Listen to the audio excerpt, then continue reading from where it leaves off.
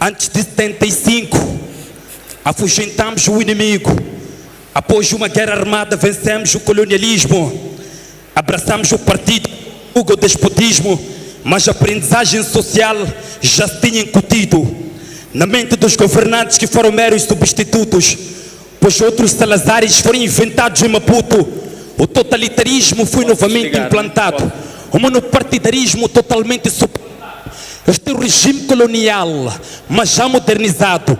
Pensar diferente aqui é quase que um pecado. Mataram Lázaro Cavandame, Urias Simango, Joana Simeão, entre tantos outros acusados de traição. Desertores do partido são traidores da nação. Adotaram o marxismo e dividiram o povo em classes. Aglomeraram-se na capital e eram de suas bases. Esqueceram-se de Moeda, onde houve um grande massacre, quando em 77 o povo lutou pela democracia. 2 anos depois mataram André Matsangaíça, e no seio do partido já o vampirismo. Os que queriam enriquecer aderiram ao capitalismo. Mataram Samora Machel para obterem um livre-arbítrio. Este é meu país, onde nada é feito. Reivindicamos, fazemos greve, mas não surte efeito. Este é meu país, com as suas antigas cicatrizes, onde se impede o livre agir e nos ofusca com as diretrizes. Este é meu país, onde nada é feito. Reivindicamos, fazemos greve, mas não surte efeito. Este é meu país, com as suas antigas cicatrizes, onde se impede o livre agir. Volvi 16 anos, assinaram-se acordos. Era o fim da guerra armada e liberdade para o povo. Mas o conceito de liberdade aqui não foi bem discutido. Como é que alguém livre e atracado num partido, se não tem cartão vermelho, será o inimigo? Se tem cartão verde, até será algo temido. Ser livre pressupõe a não dependência. Reteram tão capital e assinaram a nossa sentença. Escravos do partido para pormos comida na mesa.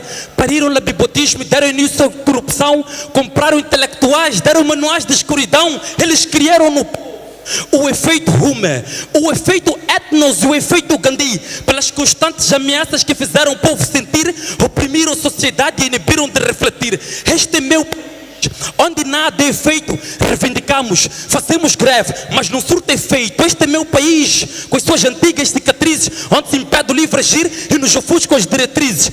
E a saga continuou, com perseguições políticas, e para incremento da situação, eles fizeram dívidas, perseguiram ativistas por contestar o estado de vida, perpetuando-se a pobreza de forma descabida. E houve morte sem destaque naquela famosa avenida. E quando, depois de uma entrevista, eles raptaram Salema, são expertos em civícias, implantaram medo com as suas injustiças, mas antes tinham acantonado na Serra da Gorongosa o maior líder da oposição que já houve na nossa história. Afonso da Cama era seu famoso nome, bastante combatido, mas o povo lhe dava suporte. Era um homem que em certa medida dividia opiniões, mas era consensual seu carisma perante multidões. Escapou a vários atentados, mesmo assim não desistiu. No mato, longe da família, ele sempre persistiu. Só saía do mato se houvesse negociação, e um dos assuntos em discussão era descentralização. Infelizmente pereceu antes do acordo assinado. Uma doença incurável, velho malogrado. Muitos cidadãos moçambicanos choraram, e até aqueles que em vida só apedrejavam. E alguns se perguntavam que futuro para Moçambique, e abria-se uma nova página para a história deste país. Este é meu país, onde nada é feito. Reivindicamos, fazemos greve, mas não surte efeito. Este é meu país, com as suas antigas cicatrizes, onde se impede o livre agir e nos ofusca as diretrizes. Obrigado.